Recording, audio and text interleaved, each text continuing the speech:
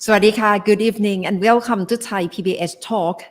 This year, the world's largest climate summit is being held in Egypt. It's called COP27. It's the meeting that the world leaders meet in order to fight with global temperature rising. Minister of Environment, Minister of Natural Resources and Environment of Thailand, Kun Varawut Silpa-archa, led the Thai delegation team to this meeting. And he planned to elaborate short-term and long-term goals of Thailand in dealing with the climate crisis. I talked to him before he left Thailand. Minister, you bring Thai team to COP27. What's the main message you'd like to tell at the international arena about Thailand, what Thailand has done in the past year? Last year at COP26 in Glasgow, our Prime Minister, General Prayut Chan-o-cha, he stated our intention, Thailand's intention to move towards carbon neutrality and net zero GHG, greenhouse gas emission, in 2050 and 2065 respectively. Now, in order to get to that point, we need to submit a plan, like a long-term plan, that from now until 2065 and until 2050, what we are going to do to achieve the status of carbon neutrality and the net zero emission. That plan is called the Long-Term Low Greenhouse Gas Development Strategy, or LTLEDS. That plan will tell the world what Thailand plans to do. And that is a long-term plan. However, we also need to submit a short-term plan. We call it NDC, or Nationally Determined Contribution, that saying that in 2030, which is 8 years from now, what Thailand plans to do. And we have committed that by 2030, we will be reducing the emission, Thailand's emission, by 40% by 2030. Now, that is our short-term plan. One may ask that we have short-term plan, a long-term plan. Can we do it? How are we going to do it? What's the proof that we can do it? I can say that in 2019, Thailand has succeeded in an even shorter-term plan. We call it NAMA, N-A-M-A, Nationally Appropriated Mitigation Action. It was a voluntary action, but that actions, Thailand actually fulfilled our commitment to reduce our greenhouse gas emission by about 10%, 11% from what we committed. But that was in two sectors only, in transportation sector and energy sector.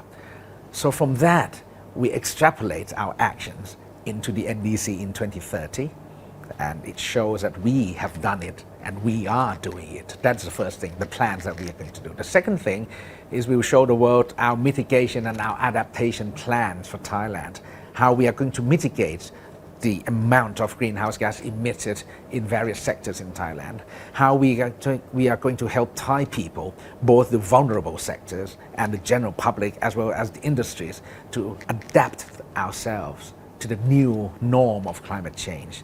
And most important of all, we will be showing the world what we have done in the past 365 days.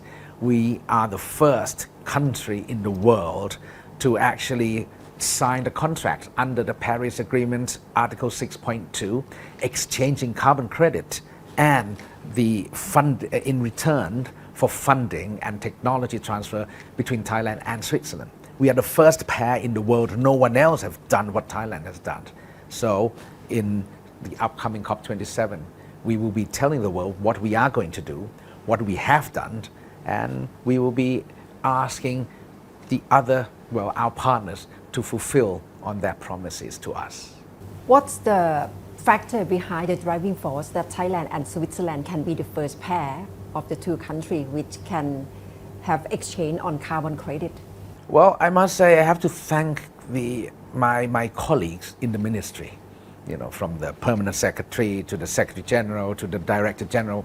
Everyone in this ministry have been the key driving force to make sure that, I kindly asked them since May last year that I want to be the first one, I want Thailand to be the first one to move ahead of the others, to show the world that we are actually doing it, not just blah, blah, blah, blah and talking. It doesn't mean anything. There has been too much talking.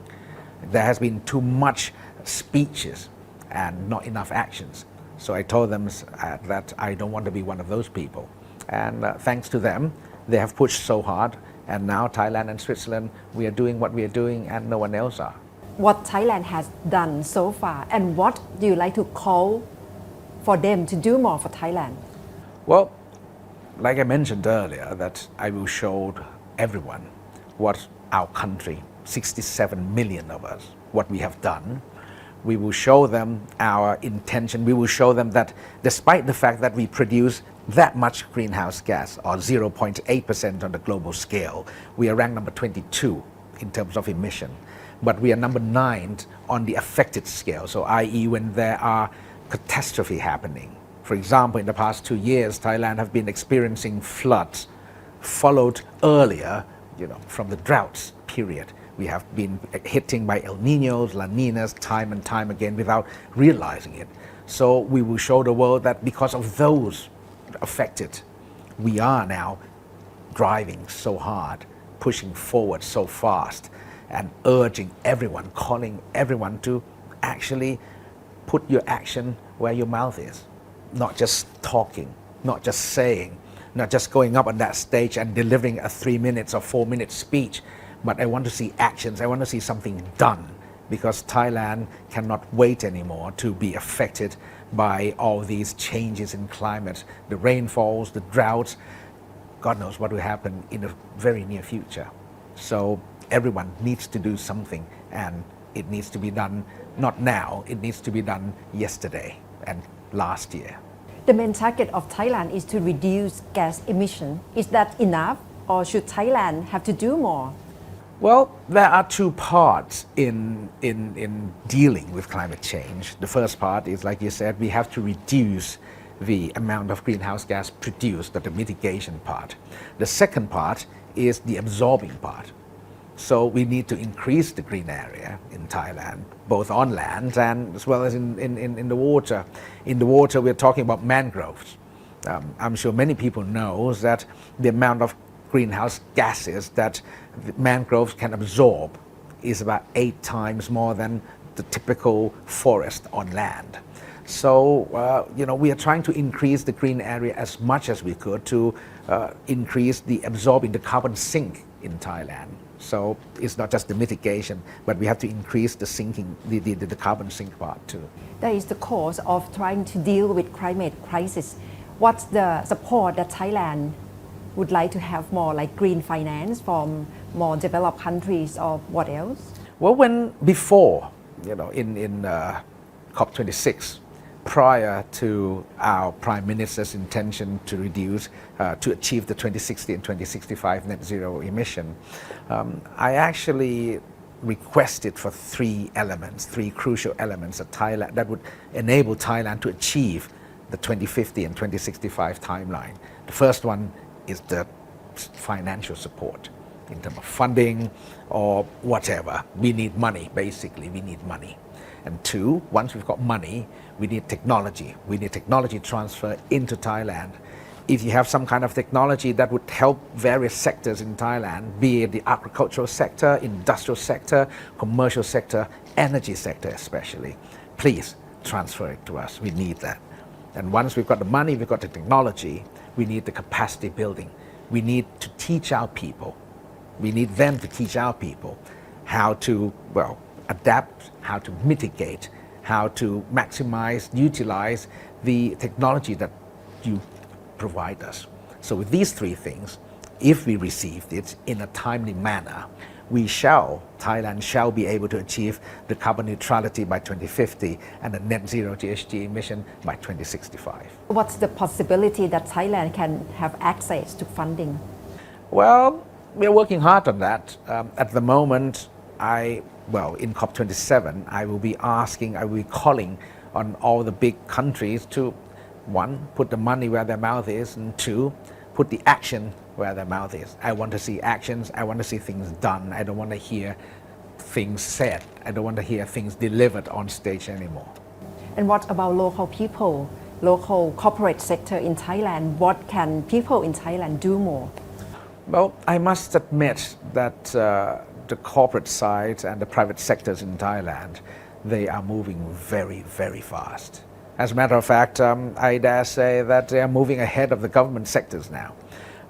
They have been forced at the international level as well. For example, in the EU, they have the new non-tariff measures called the Carbon Border Adjustment Mechanism, or CBAM, where they will regulate the amount of carbon footprint of the products being exported into the EU. So our private sectors, industrial sectors, business people, they are being forced to watch their carbon footprint if they want to deal with Europeans. And what's more is that some other part of the world, for example, the North American continent, Canada, the US, and many other countries in the world are thinking about implementing similar forms of the non-tariff measures, which is environmentally related, like the carbon footprint. More and more schemes like this we are going to see popping around the whole world. So our private sectors, our business sectors will have to adapt to those changes. Minister, thank you very much for joining me. ขอบคุณค่ะ ครับ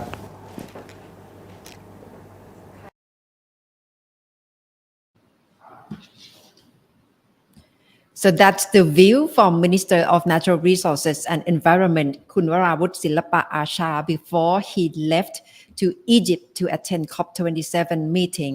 So that would be the stance of Thailand in keeping promises, short-term, medium-term, and long-term, in order to deal with climate crisis.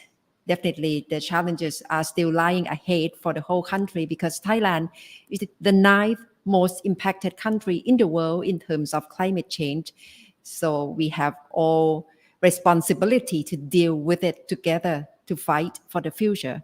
So that's all from Thai PBS World Talk tonight. Thank you very much for watching. Goodbye for now.